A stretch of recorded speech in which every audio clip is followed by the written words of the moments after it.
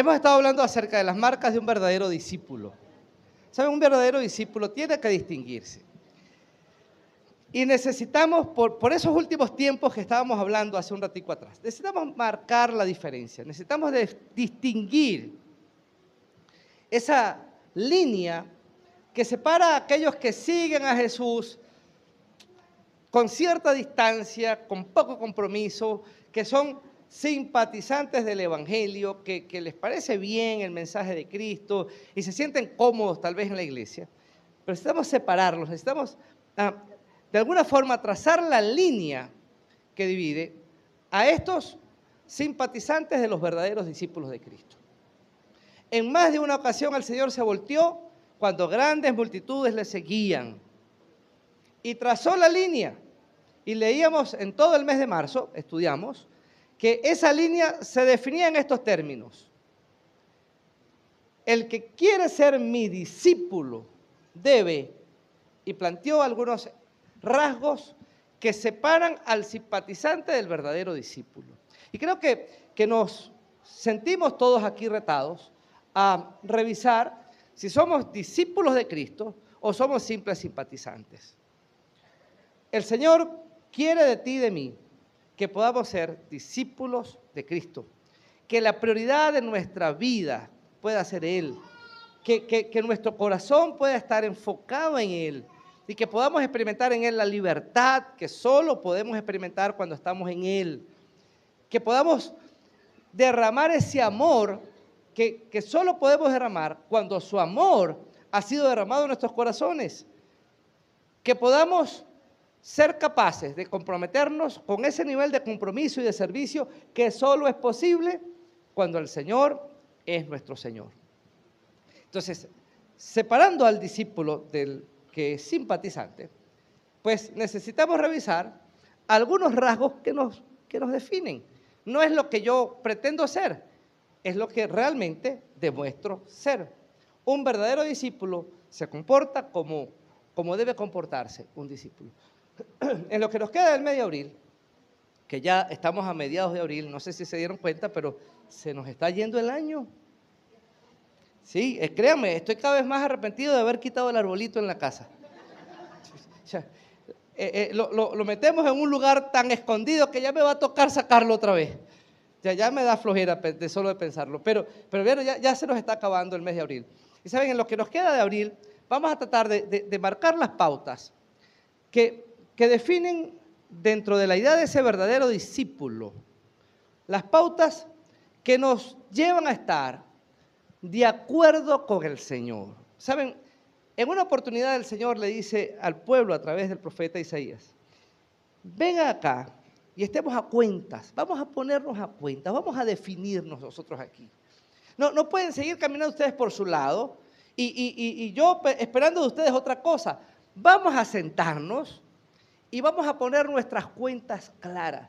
Entonces quiero que lo que nos resta del mes de abril podamos definir algunos parámetros, algunos lineamientos de Dios que nos van a ayudar a estar a cuentas con Él.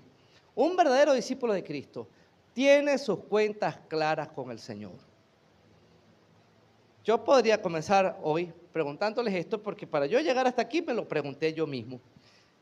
¿Tienes tus cuentas claras con el Señor?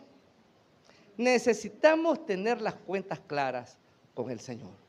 Es como si nos sentáramos en una mesa y volteáramos nuestras fichas, volteáramos nuestras cartas. Ya no hay nada bajo la manga, ni ninguna carta oculta. Señor, este soy yo, aquí estoy yo. No hay nada oculto ya.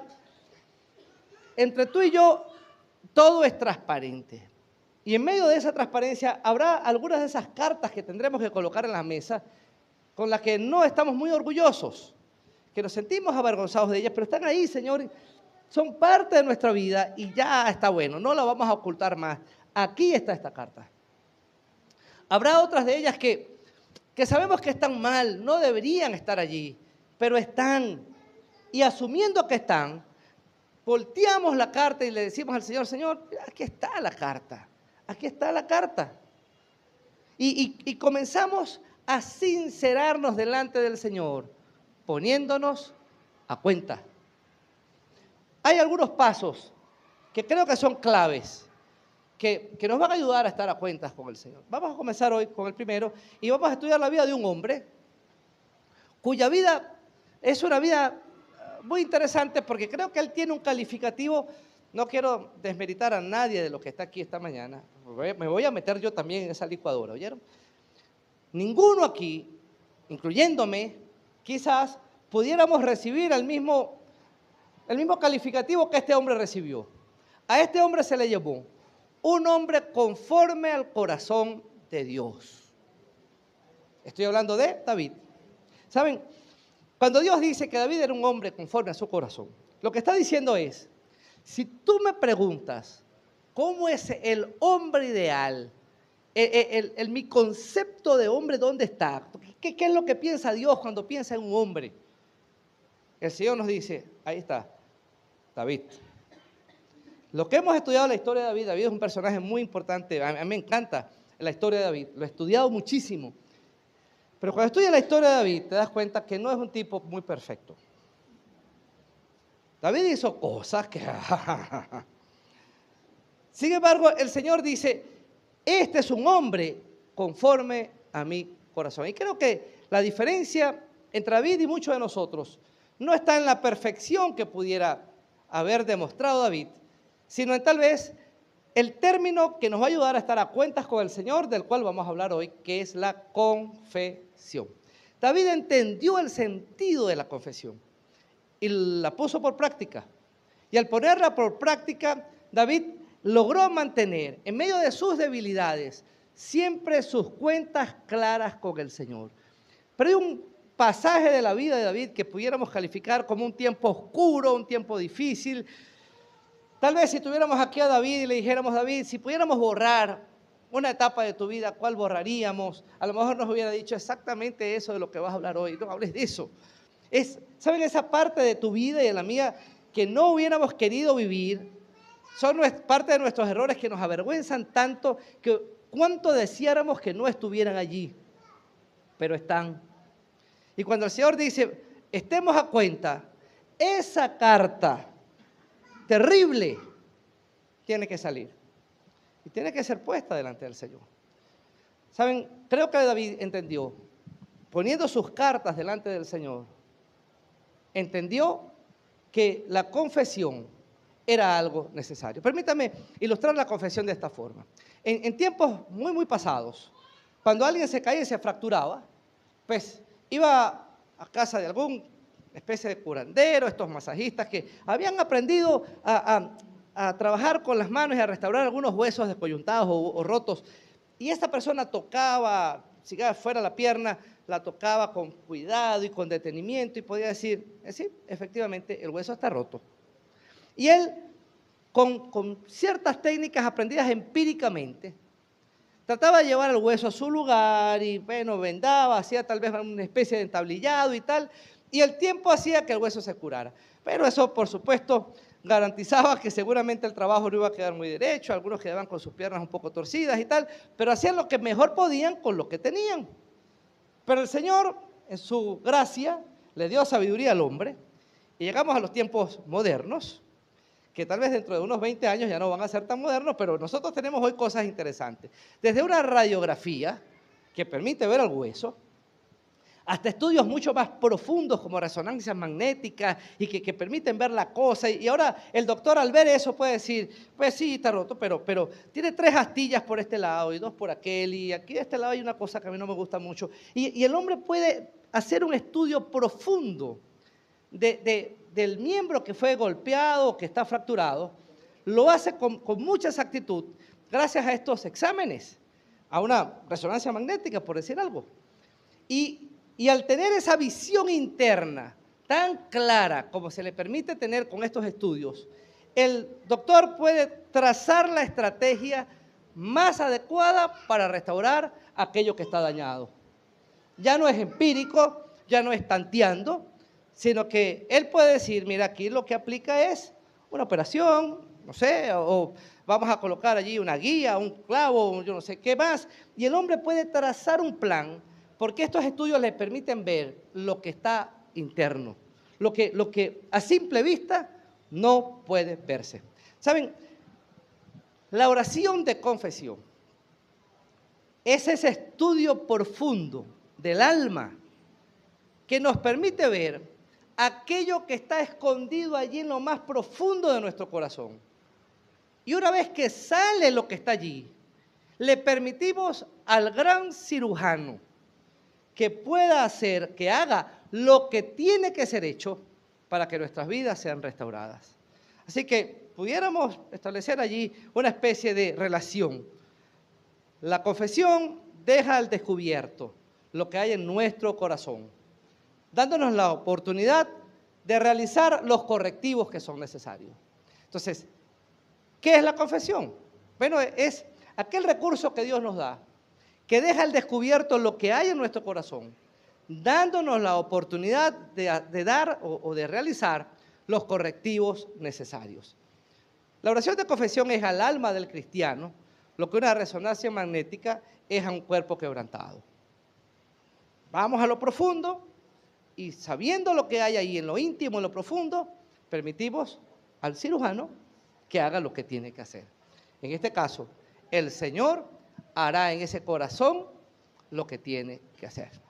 Hermano, qué importante es la confesión.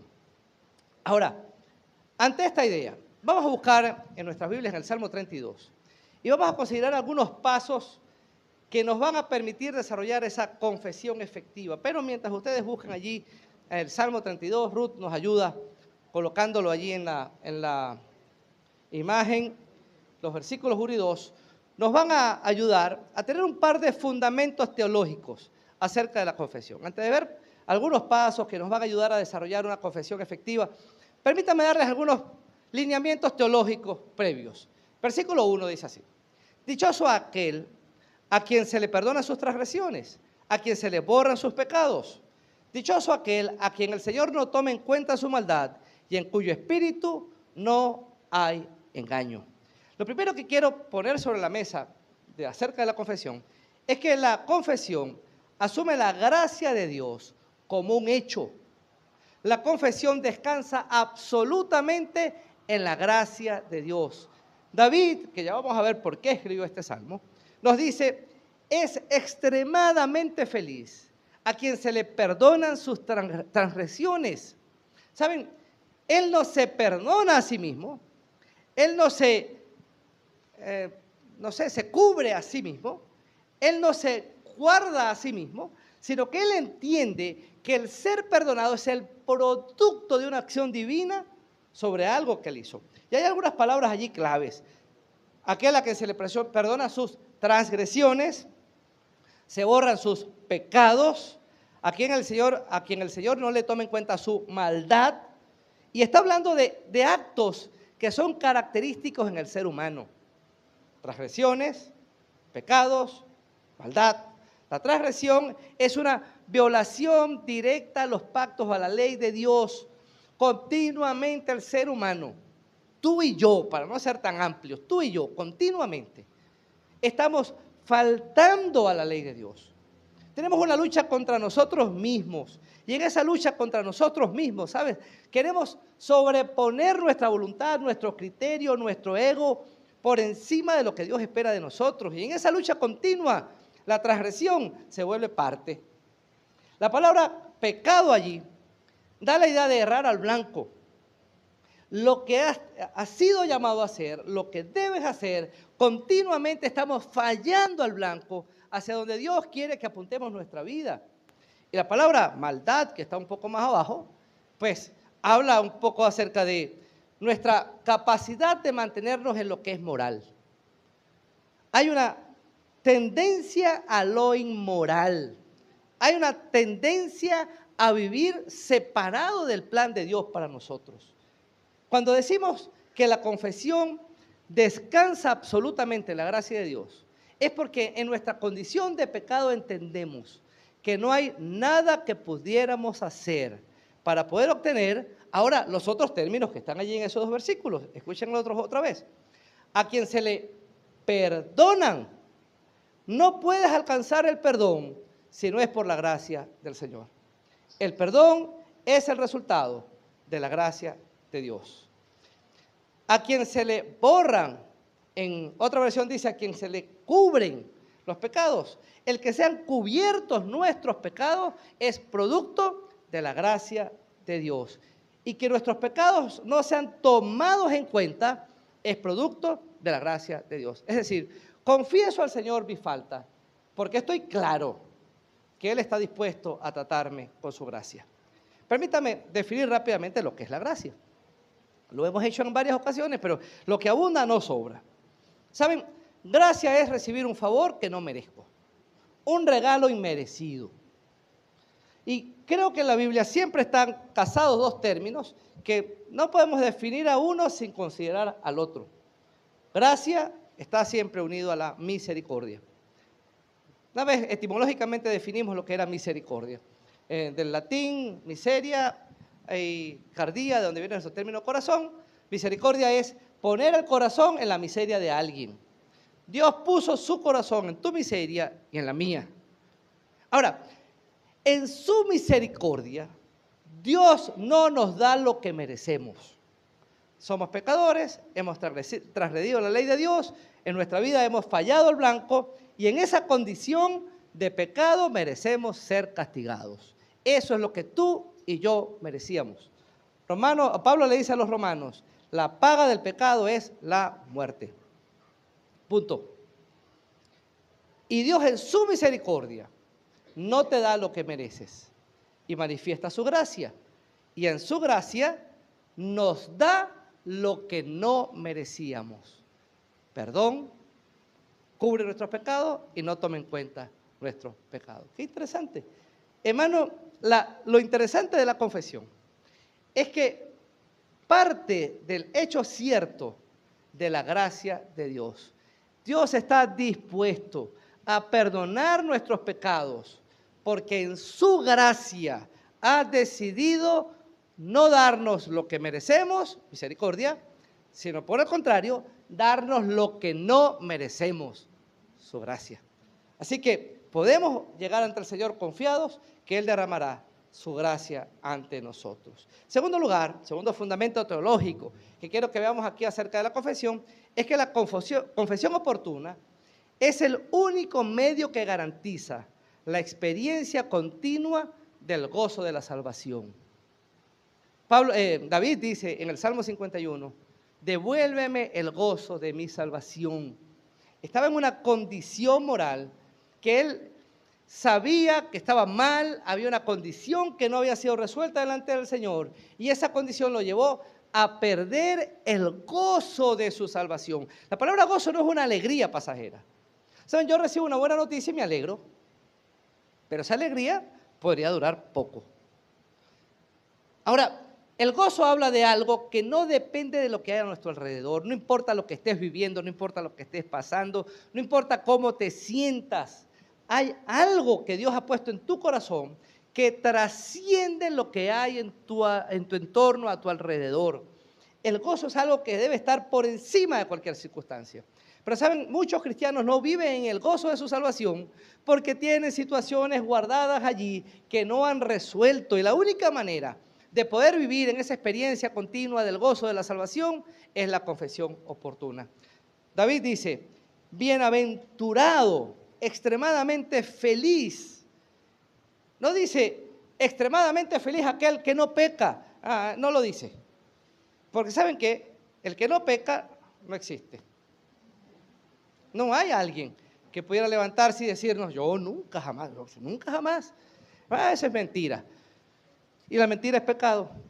Así que ya entraste en el grupo de los pecadores. ¿Saben? No dice David, bienaventurado el que no peca. Lo que él plantea aquí es, bienaventurado aquel a quien se le perdonan sus transgresiones. Quien experimenta el perdón del Señor es feliz.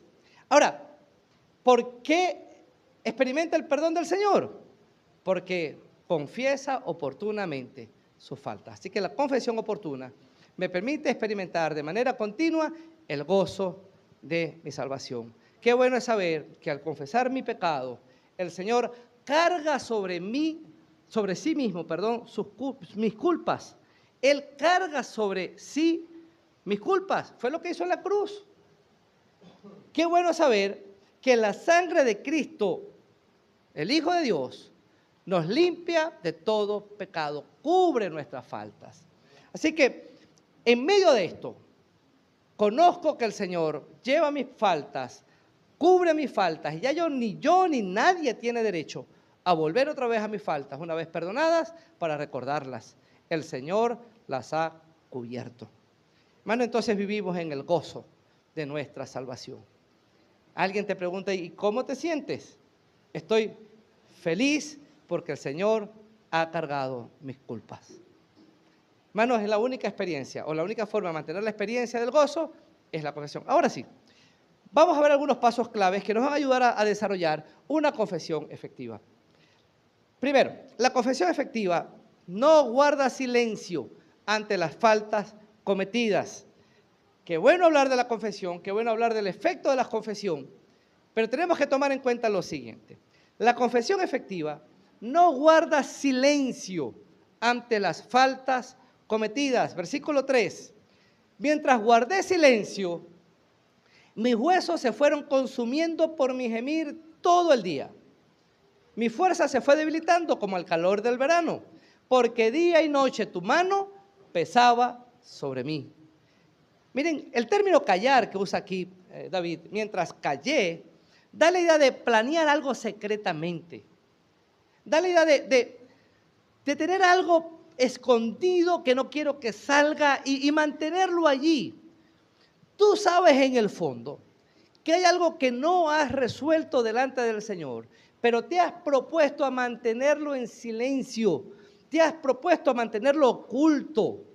No has puesto todas tus cartas sobre la mesa cuando vas a ponerte a cuentas con el Señor. Y David dice, mientras callé, mientras tenía guardada una carta bajo la manga, mientras no me presenté con absoluta sinceridad delante del Señor, comencé a experimentar algunas cosas que ya vamos a ir describiendo. Permítame llevarlos un poco al contexto en el cual David escribió este salmo. ¿Recuerdan el pecado de David con Betsabé? Ese es el problema que David hubiera querido que se borrara. Si hubiera habido un botón ese de delete, el que hay en las computadoras, David hubiera dicho, redítame eso por favor, no vamos a colocar lo que pasó allí. Pero saben, David, en el tiempo en que los reyes iban a pelear la guerra, David estaba en una guerra, Israel estaba en medio de una guerra. David tenía que ir a pelear y él decide no hacerlo. Y al decidir no ir a pelear, mandó a su ejército, él se quedó en su palacio, comenzó a caminar en su palacio sin nada que hacer porque él tenía que estar en la guerra. Y buscando qué hacer, miró a una mujer hermosa que se estaba bañando, se enamoró de ella y, ¿saben? La mandó a traer porque él era el rey. Y se acostó con ella porque él era el rey. Y la mujer salió embarazada. Ley de Murphy. Aun cuando fuera el rey. Pero esa mujer era casada. Así que David traza un plan. Y en su plan, como su esposo, el esposo de esa mujer, estaba en la guerra, David traza todo un plan para que ese hombre muriera en la batalla. Y lo logró. Permítame recordarle, sí, estamos hablando de un hombre conforme al corazón de Dios. Ahora tiene menos sentido la cosa, ¿no? Miren todo lo que pasó por la cabeza de David. A este punto, el crimen era perfecto. ¿Listo? La mujer pasó su luto, él la toma como esposa, era el rey, y ese embarazo ahora es del rey. Bien, todo perfecto. Los que sabían del asunto no iban a decir nada porque era el rey. Y todo estaba perfecto, todo había quedado bien. ¿Saben? David pudo echarle tierra al asunto y seguir adelante porque nadie lo supo. Y ¿saben? Caemos en el punto aquí. Mientras callé, nadie lo sabía. Nadie, de los pocos que estaban involucrados en el asunto, ninguno se hubiera atrevido a hablar. Pero alguien sí lo sabía. Y mientras ese alguien lo sabía, comenzó mi cuerpo a enfermar. ¿Saben quién lo sabía? Ya vamos a hablar de Dios. Pero además de Dios había alguien más que lo sabía. David lo sabía. David lo sabía y decidió guardar silencio. Hermanos, miren, nosotros aquí podemos tranquilamente mantener una apariencia de piedad y podrás salir por esa puerta diciendo, un día más engañé a la iglesia, yo parezco una persona piadosa, pero no lo soy. Genial, no lo sabemos, pero sabes, tú sí lo sabes. Las cartas que tienes bajo la manga, la gente no la puede ver, está bajo tu manga. Pero tú sí lo sabes. Pero no solo tú lo sabes. El hecho de que tú lo sepas ya es bastante complejo. Pero alguien más lo sabe. Y permítame presentar el verdadero problema que hay tras callar. Mientras callé. El problema que hay en el callar es que el callar implica que ciertamente, intencionalmente, pasamos por alto ciertas verdades. La primera de ellas es esta. Dios conoce todos nuestros actos. Usted puede hacer el crimen perfecto ante el 6CPC y no ser descubierto nunca por las leyes. Pero Dios conoce todo. Todo. Salmo 139, 1 al 4 dice así. Señor, tú me examinas y me conoces. La palabra examinar allí pudiera ser bien claramente definida o ilustrada con lo de la resonancia magnética que hablamos al principio.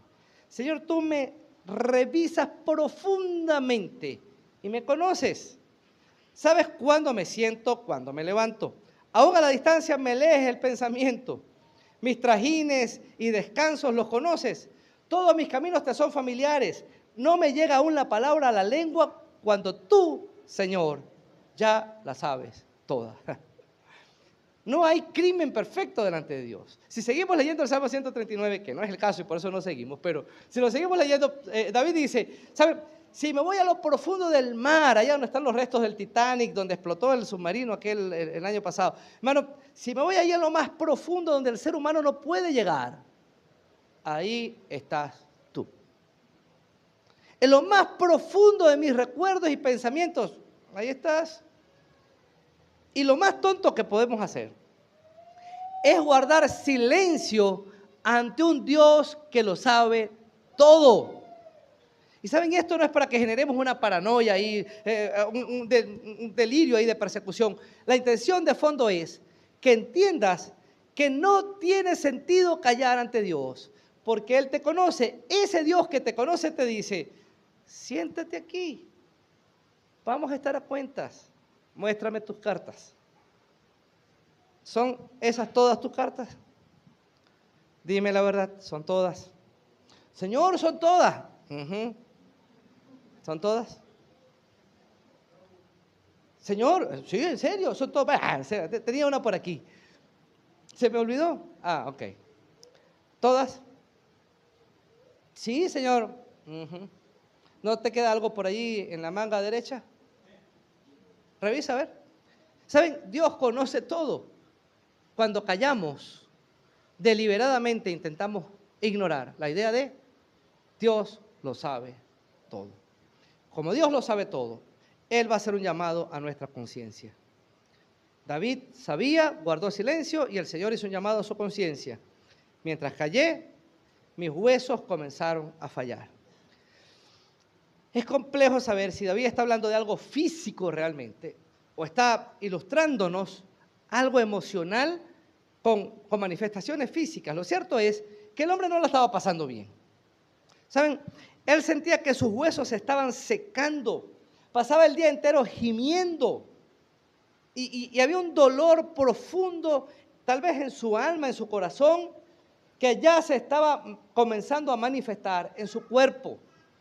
Y en medio de ese dolor profundo, lo que estaba detrás de eso era, él estaba guardando silencio. Y Dios le permite vivir esta experiencia física que le lleva a sentirse muy mal, con la intención de decirle, David, hay una carta allí que no has sacado. Mi hermano, ante el silencio reiterado, David continúa diciendo, ¿Saben? Mientras callé, se me envejecieron mis huesos en mi gemir todo el día. Se convirtió mi verdor en sequedad de verano. ¿Saben? La vitalidad la comencé a perder. Y el Señor agravó sobre David su mano. La idea allí es, sobre mí se agravó tu mano. Es como si el Señor comenzara a empujar hacia abajo.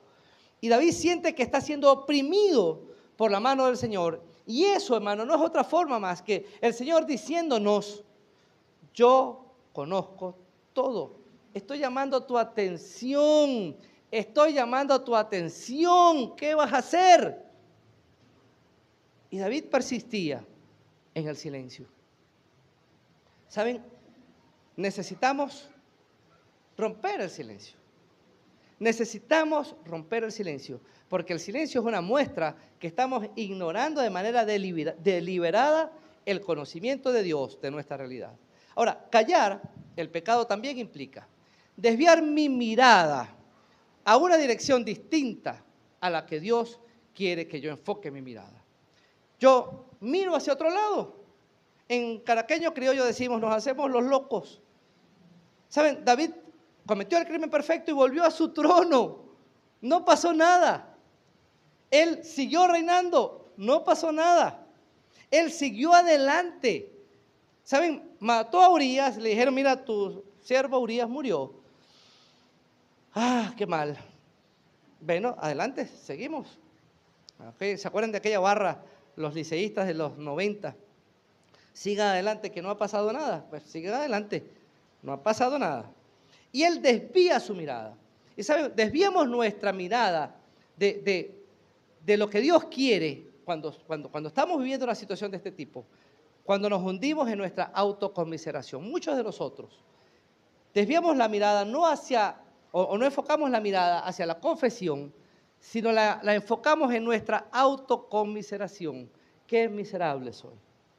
Pobre de mí, es que yo soy tan malo, yo soy tan pecador. Y ¿saben? Nos quedamos allí en ese sentimiento de lástima propia que no sale nunca de allí, y me veo con lástima y me siento con lástima y me miro con lástima. Y si eso no tiene la intención de llevarte a la confesión, estás desviando tu mirada. Por más lástima que sientas de ti, de allí no vas a salir si no confiesas tu pecado al Señor. Desviamos nuestra mirada cuando comenzamos a justificarnos. Pero es que lo que yo hice era necesario. Es que, bueno, es una cuestión de defensa propia. ¿Saben? Es un tema de autopreservación. Es que, bueno, yo tengo que velar por mi valor personal. Y si buscamos justificación a nuestros pecados, créanme, los vamos a encontrar. Claro que sí. El mundo tiene una justificación para cada acción que emprendamos. Pero Dios no quiere que tú mires tus cartas y escondas tus cartas justificándolas. Necesitamos confesar nuestro pecado delante del Señor. ¿Saben? Ocultamos nuestras cartas o miramos en otra dirección cuando nos enfocamos más en el remordimiento que en el arrepentimiento. Y sé que lo mencioné en algunas semanas atrás, pero lo que abunda no sobra, les repito. Y creo que es bueno recordarlo. Remordimiento me lleva a sentir tristeza por mi acción y me deja encerrado en mi tristeza. Arrepentimiento, siento tristeza por mi acción y me conduce a Cristo. ¿Quieren una prueba clara? Pedro y Judas. Pedro negó al Señor y en lo que cayó en cuenta de lo que hizo, lloró amargamente. Y al llorar amargamente, ese remordimiento, esa tristeza profunda, lo lleva a Cristo. Y termina el Evangelio de Juan en esa relación entre Cristo y Pedro. Pedro, ¿me amas? Pedro, ¿me amas? Pedro, Señor, tú sabes que te amo. Su dolor por su pecado lo llevó a Cristo. Judas también supo que lo que hizo estuvo mal. Devolvió las monedas, las tiró en el templo. Pero ¿saben? Su remordimiento no lo llevó a Cristo, lo llevó al suicidio, a revolcarse en su tristeza, en su autoconmiseración. Hermano, lo que Dios quiere que tú y yo miremos no es simplemente nuestra miseria. Quiere que nuestra miseria nos lleve a ver a Cristo en la confesión. ¿Saben qué importante es? Que podamos revisarnos a nosotros mismos y podamos reconocer nuestras faltas y no guardar silencio. Mientras callé, miren todo lo que sufrió David, mientras callé. ¿Saben? Cuando callamos, el Señor nos advierte también de algo más. Nos va a presentar a un Natán. Natán fue el profeta a quien el Señor le mandó a David. Llegó Natán, el profeta, a David, el rey, crimen perfecto, en marcha. Y Natán le llega a David y le dice: David, tenemos un asunto en el reino. ¿Sabes? Hay un hombre que tiene muchas ovejas, un hombre muy rico. Y le llegó un visitante y dijo: hay que hacerle algo de comer a mi visita, pero no voy a gastar una de mis ovejas. Así que fue a su vecino, que es un hombre muy pobre, que tenía una ovejita. Y esa ovejita la amaba como si fuera parte de la familia, porque era lo único que tenía. Y el hombre rico le quitó la oveja a aquel hombre pobre para matarle y hacerle una comida a sus visitantes. Y David, que era rey, que se sentó en su trono, que hizo el crimen perfecto, que siguió su vida como si nada había pasado, porque cayó. ¿Saben? En su silencio, David se sintió en la autoridad de sacar su espada y decirle a Natán: ¿dónde está ese hombre? Porque debe morir, va a pagar por lo que hizo. Y Natán le dijo: bueno, rey, te lo presento, eres tú. Tú eres ese hombre. ¿Saben? Dios, ante el pecado de David, mandó un Natán. No creamos, hermanos amados, que ante nuestros pecados no confesados, Dios no va a hablarnos y va a llamar nuestra atención y va a decirnos: hijo, sigues teniendo una carta oculta. Primer paso esencial para una confesión efectiva: no guardemos silencio ante las faltas cometidas. La confesión efectiva, en segundo lugar, reconoce y asume ante Dios la realidad de sus actos. Versículo 5, miren esto. Pero te confesé mi pecado y no te oculté mi maldad. Y me dije: voy a confesar mis transgresiones al Señor, y tú perdonaste mi maldad y mi pecado. Y termina ese versículo con una frase allí: Selah. ¿Saben? David rompe ahora el silencio. Dice: Señor, mientras callé la cosa no fue bien. Tengo un problema ahora. Yo voy a romper este silencio. Y cuando rompemos el silencio, cuando confesamos al Señor, asumimos varias cosas importantes. La confesión asume su responsabilidad. Yo pequé. El problema lo tengo yo, Señor. ¿Saben? Tengo un problema no con la psicología, sino con la psicologización de algunos aspectos teológicos en la iglesia. ¿Saben? Porque tratamos de buscar la manera de justificar nuestros pecados. ¿Saben? No es que tú caes allí, sino que piensa, tu papá, tu mamá, cuando tú eras chiquito, tú pasó esto y pasó aquello. ¿Saben? Tratamos de culpar y buscar responsables de nuestros actos con tal de diluir nuestras responsabilidades. En la confesión, el cristiano asume su responsabilidad. Yo voy a declararte mi pecado. Mi pecado. Pero David, tú aprendiste eso de tu papá. Mi papá, que vea cómo arregla su rollo. Este es mi pecado. Y me dije a mí mismo: voy a declarar mi pecado delante del Señor. ¿Saben? Es asumir la responsabilidad. La confesión no solo asume la responsabilidad, sino que también se presenta como un acto de humildad. Caigo de rodillas delante del Señor, que lo sabe todo, y le digo: Señor, aquí estoy. ¿Qué voy a tener delante de ti? Una carta oculta. Están mis cartas. Y me da pena esta carta. Esta carta es un error tonto en mi vida. Esto es algo que amo y sé que está mal. Esto son cosas que están allí y esto también está allí y esto no debería estar, pero también está. Señor, aquí están mis cartas. Este soy yo, aquí estoy. Asume su responsabilidad y con humildad llega ante el Señor, y llega también ante el Señor con plena sinceridad. En la confesión aceptamos que de manera deliberada pasamos por alto las señales que nos advertían sobre el pecado. ¿Por qué llegaste al pecado? ¿Por qué esa carta está allí? Porque pasaste por alto las señales que indicaban que algo iba mal. Ignoraste las señales y ahora tienes las consecuencias. ¿Creen ustedes que David no tuvo señales? David tuvo señales. Si me permiten, voy a tomar la oportunidad de leer rápidamente de dónde viene esto, el relato que está en 2 de Samuel, capítulo 11. Permítanme leer solamente 3 versículos de este pasaje. Dice así, 2 de Samuel 11, del 1 al 3. En la primavera, que era la época en la que los reyes salían de campaña, en otra versión dice, salían a la batalla. David mandó a Joab con la guardia real y todo el ejército de Israel para que aniquilara a los amonitas y sitiara la ciudad de Rabá. Pero David se quedó en Jerusalén.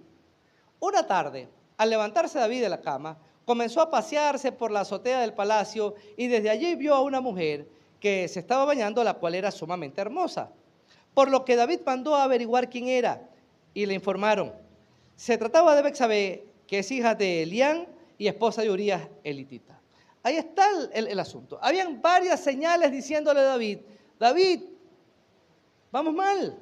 Permítame definirlas, porque saben, cuando tú y yo estamos por caer, hay señales que comienzan a salir. Hay señales. Una primera señal que se ve en David y se ve en nuestra vida también, es una vida arrogante. ¿Saben? Cuando hay un exceso de confianza en nuestra vida, estamos en riesgo. Las más grandes caídas surgieron después de grandes victorias. Cuidado. Primero los Corintios 10:12 dice, el que esté firme, mire que no caiga. Hermano, usted puede sentirse que está seguro. David estaba peleando una batalla y en la batalla él estaba ganando. Se detiene la batalla por el invierno y David estaba ganando. Se restablece después del invierno la batalla y David dice, ¿sabes qué? No voy a ir a pelear. Pero rey, todos los reyes van a pelear. Sí, pero ya yo gané. No voy a ir. Vayan ustedes y terminen lo que yo empecé. ¿Saben? Él estaba sobrado. Estaba sobrado. Vi en esto de un video de alguien que estaba en una competencia de patinaje y estaba literalmente sobrado a muy poco de la meta. Y cuando estaba muy poco de la meta, él volteó, se vio sobrado y levantó los brazos y bajó el ritmo. ¿Y saben? Faltando poquito antes de pasar, el que venía de segundo lo alcanzó y lo pasó. ¿Saben? El exceso de confianza trae grandes caídas. La segunda señal que se prende, una voluntad ociosa. David se quedó y estaba caminando por el terrado del reino y allí comenzó a no tener nada que hacer. El texto dice algo así como, se levantó cerca de mediodía, tal vez llegando ya la tarde. Bueno, yo no sé, hay gente que tiene la habilidad de dormir de manera ilimitada. Yo los envidio. ¿Saben? Porque yo no soy madrugador, pero también soy de aquellos que dicen, mañana voy a dormir hasta que no pueda más. Y a las 6:30 no puedo más. La cama comienza a maltratarme por aquí, un dolor aquí en la espalda, y el cerebro comienza a decirme, ¿qué estás haciendo tú aquí? O sea, hermano, y es un problema. David no tenía ese problema y durmió de más. Y cerca de mediodía se levantó. Y quiero que sepan algo con esto de la voluntad ociosa. Cuando no estamos haciendo lo que debemos hacer, lo más seguro es que estemos haciendo lo que no deberíamos hacer. Simple, ¿verdad? Si no estás haciendo lo que debes hacer, es porque estás haciendo lo que no deberías hacer. Y David estaba haciendo lo que no debía hacer. Y estando allí, comenzó a mirar a la mujer que se estaba bañando y pasamos a la tercera luz de advertencia. Una visión desenfocada. La vista de David comenzó a enfocarse donde no tenía que enfocarse. Está buscando qué hacer. Hay un dicho popular que dice por allí, mente ociosa, taller del diablo. ¿Saben? David en su mente ociosa comenzó a mirar lo que no tenía que mirar. ¿Y saben? Lo consiguió. Consiguió a Betsabé. Lo mismo le pasó a Eva. Ella vio que el fruto del árbol en el huerto era bueno para comer. No lo probó, pero lo vio. En Jueces capítulo 7 se nos habla de Acán, el pecado de Acán. También le pasó lo mismo. Vio un manto babilónico y un lingote de oro y vio que eran hermosos. Mi hermano, cuando nuestra visión está desenfocada, comenzamos a ver lo que no tenemos que ver. Y estas son advertencias que nos están diciendo, el pecado está a la puerta. Y cuando pecamos, confesamos al Señor y debemos decirle, Señor, nos pasamos por alto las señales de advertencia. La semana que viene vamos a concluir con este salmo tan interesante, pero quiero cerrar, para no dejar la cosa a mitad de camino, con la primera parte del versículo 6. Por eso los fieles te invocan en momentos de angustia. Por eso los fieles te invocan en momentos de angustia. ¿Por eso qué? ¿Por qué? Bueno, porque el 5 termina diciendo, mi pecado te declaré y tú perdonaste mi maldad y mi pecado.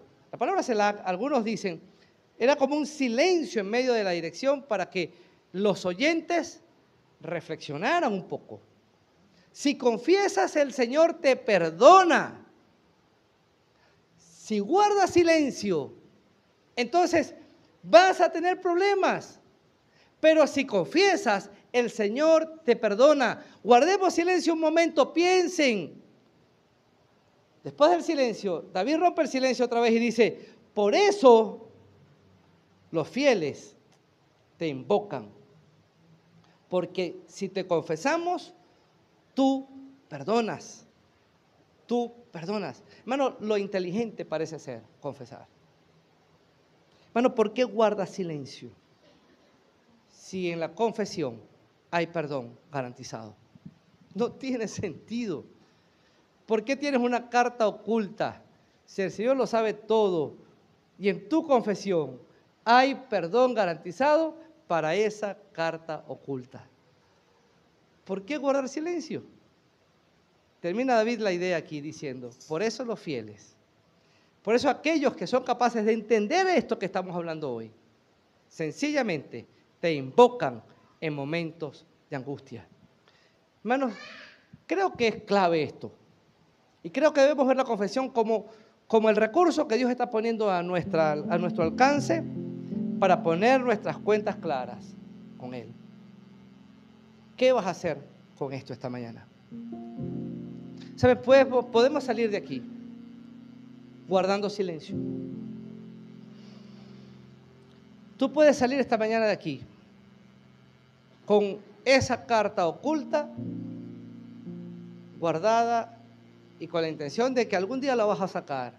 Y alguien a lo mejor se levantará esta mañana y dirá, cuando llegue a casa la saco. Esta vez sí, esta vez sí. ¿Saben? El Señor te ha llevado a un punto hoy ante el cual no puedes posponer más. El estar delante de Él y exponer delante de Él todas tus cartas. Es momento de confesar ante el Señor lo que pudiera estar sin confesar en nuestra vida. Su gracia te espera y el gozo de su salvación te espera. ¿Qué tal si estamos de pie? Vamos a orar.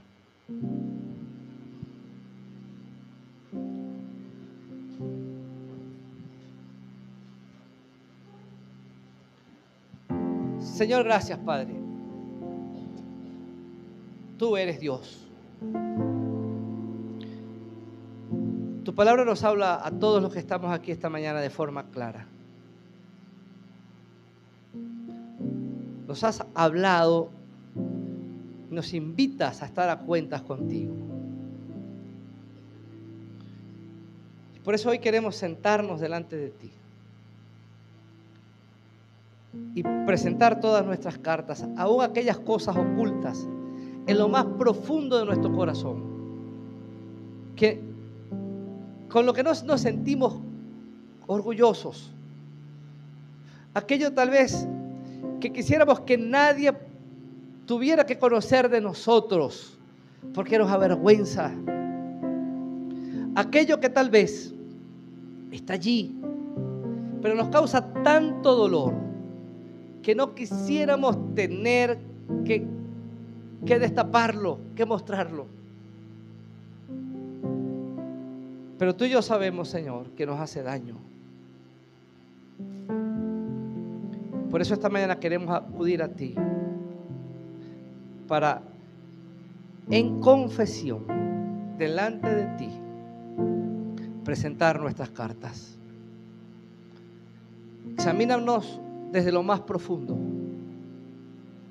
Y hoy queremos permitir que abras aún aquellas partes de nuestra vida que nunca hemos querido mostrar. Están allí expuestas delante de ti, Señor. Mientras la iglesia está orando, quiero hacer una invitación muy especial. La invitación gira en torno a esto. Yo no sé si alguien esta mañana no ha aceptado a Cristo como su único y suficiente Salvador. Saben, todo esto de la confesión tiene sentido pleno cuando Cristo es tu Señor. Y a lo primero que debes apuntar es a que Cristo sea el Señor de tu vida. Así que, si quieres esta mañana, te invito a que allí donde estás ahora, le puedas decir: Señor, aquí estoy. Mi vida está abierta delante de ti. Perdona mis pecados y cámbiame. Si me permites, te invito a que hagas una oración delante del Señor. Si alguien esta mañana no ha aceptado a Cristo como su único y suficiente Salvador, si me lo permites, te quiero guiar en esa oración. Allí donde estás, dile al Señor estas palabras: Señor, yo reconozco que soy pecador. Y reconozco que hay cartas en mi vida que me afectan, están allí, no quisiera que fueran parte de mi vida. Las he tratado de ocultar, las he tratado de ignorar, pero están allí. Yo hoy las presento delante de ti para pedirte que me perdones. Perdona mis pecados. Y a partir de hoy, te invito a que seas mi Señor y mi Salvador. Lo pido en tu nombre. Amén. ¿Saben quién hizo esta oración? El Señor dice: no te echa fuera, te ha perdonado el Señor. Y con la misma seriedad con que aquí dice: y tú perdonaste mis pecados, tus pecados ahorita también han sido perdonados. Esa es la promesa que tenemos de parte del Señor. Ese es el Señor. Iglesia, si tienes algo que confesar ante el Señor, no salgas de aquí sin hacerlo. Si hay algo allí que has tenido guardado por años, no salgas de aquí sin poner eso delante del Señor, para que sea Él quien lo sane, lo restaure y puedas continuar adelante en tu crecimiento cristiano. No te tardes más, porque el Señor, que lo sabe todo, conoce las cartas que tienes guardadas, y hoy te está invitando en su amor a que pongas esas cartas delante de Él. Como iglesia, Señor, te pedimos que sigas haciendo tu obra transformadora en cada uno de nosotros, para que tu gloria sea manifestada en nuestra vida. En Cristo Jesús. Amén. Que el Señor les bendiga, hermano.